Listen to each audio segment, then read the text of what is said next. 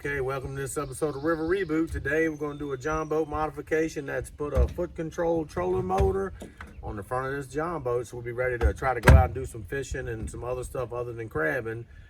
Too bad every Jon Boat don't come with a plate, so I'm going to show you how I'm going to do that today. All right, first step you want to do is get you a piece of cardboard or something from a furniture store and a black Sharpie and make you a template of how big you want the platform to be to put your trolling motor on. So I'm going to do that now, trim this out. All right, I got my template made out. You see my red marker. One clue is you need to cut a little bit on this side of the line here, so to make sure your plate is long enough, because sometimes your marker can get inside of your boat. So you want to leave a little extra here so you know that your plate is wide enough to make it. All right, I got my template all cut out. You see here, looks like a big kite or a big Billy Ray. Don't you hate catching those when you cobia fishing a stupid ray? Anyway, so I got mine cut out. You can use many different materials. I've used wood, I've used marine plywood and put carpet over it for bass boats and different things. But this is just a rough boat I'm using out in saltwater environment. So I cheated a little bit. I took my template and went to a metal place, and I got them to cut me out a piece of diamond plate right here, you see? So they cut it out, and now all I gotta do is put it on the front. And I'm gonna show you how I set that up, and I'm gonna drill it and then tap it into the Jon Boat. So I'm gonna do that step next. But it's easier for me just to pay somebody to cut me out a piece of this metal. It cost me, I wanna say $150, $175, I can't remember. Maybe if you live in a rural area and there's some stop signs that aren't attended, or if you have that Uncle Ernie, we all have Uncle Ernie, right? And you go over to his garage when he's out there eating oysters, you say, hey, Uncle Ernie, where'd you get that stop sign from? Just saying, a stop sign is thin and strong, and it does wonders on a Jon Boat. Not telling you to do it now, not telling you, full disclosure. My diamond plate fits real nice here on the boat.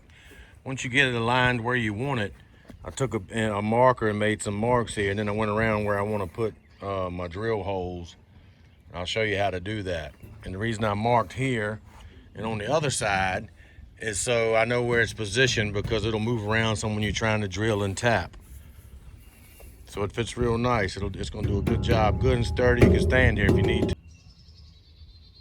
Okay, the items you're gonna need is some WD-40 for drilling.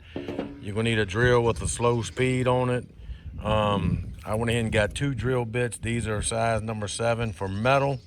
I got 2, and then I got a tapping tool, which is for size number 7.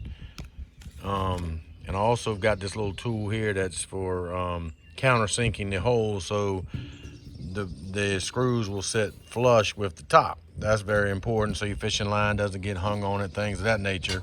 And I got some number 7 stainless steel threaded bolts here.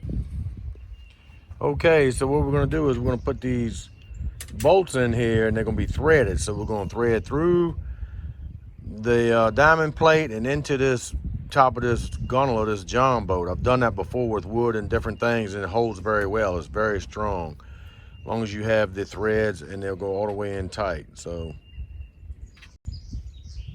and I would suggest starting like halfway up and get one in here and one on the other side, and that'll help hold your plate or whatever you're using in place. And that way, if you booger up the first one or have a learning curve, you won't be right here at the corner where it's, you know, imperative that you have a good bolt to tighten it down. That'll give you something to play with in case you get one that doesn't work out right. Put your WD-40 on, make sure you're good and straight. Start your drill on slow and then go for it.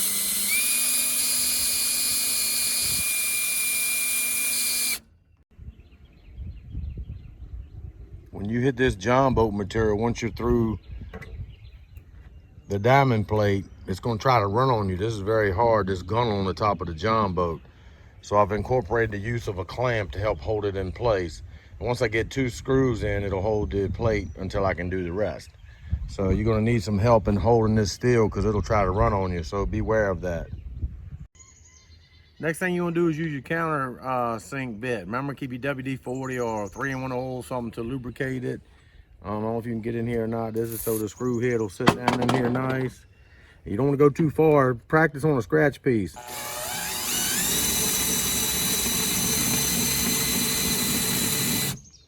And there you go. Makes a nice little hole for your bolt to sit in, countersink. I was close to the edge. Next step is to take your tapping bit, and this is very important. If you got to get it straight, if you're leaning one way or another, your screw's gonna be crooked, your nut, your bolt, or whatever. So you want to just start it and make sure you're as straight as possible to go all the way through. And as you turn it and it gets tight, you want to back up a little bit and let it clean the threads out, because this is actually making threads for your bolt to screw down into. I know I'm using screw, bolt, and nut and everything intertwined. You know what I'm saying. See how it gets tight, and then you just want to back it off and take your time. This is very important.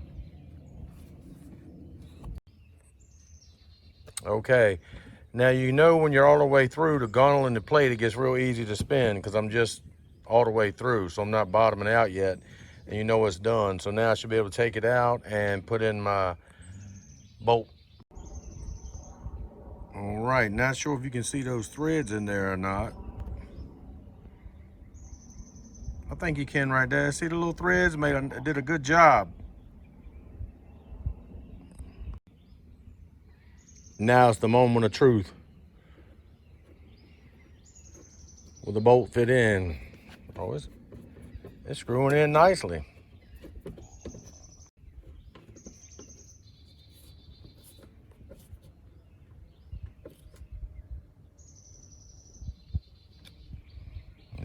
That looks real nice. I could have went a hair deeper, but it's down about below these diamond plates. But I was scared because it's close to that edge, so that's good enough for me. I didn't want to ream it out and be over the edge, then I would have trouble. And this is the first one I've done. All right, the one on this side, I did the countersink tool perfect. See how it's in there flush so nothing will grab on it? I'll go back and fix that first one later, but I'm gonna leave it there to hold this plate in place so I can finish doing the rest of it.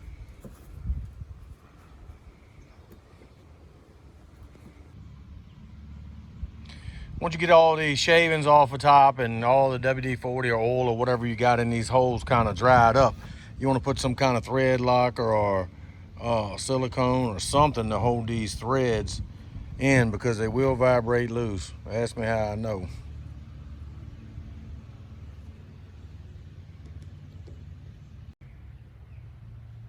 The next thing you want to do is mock up the trolling motor where it goes. It's not as important where it lays when it's down and you're running. That is important, so it's not in your way and stuff like that. The most important part is that you're towards your nose as far as you can be in the middle, and make sure you have room and that you can come down and that the motor will be low enough to be in the water. You know, you want to make sure all that's in the right position before you go and mount your screws. Well, this mini kota here has a quick release program, so it's got the plate under here. I'm trying to line it up where it needs to go so that I can mount the plate and I can take the motor on and off the boat as needed.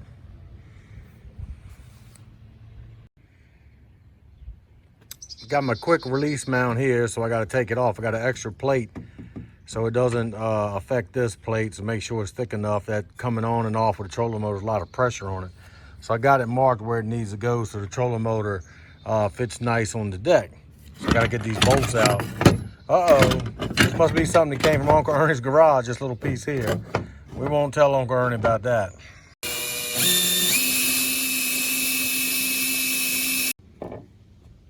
All right, I got the 4 holes drilled, so now I need to attach this plate so then I can attach the motor.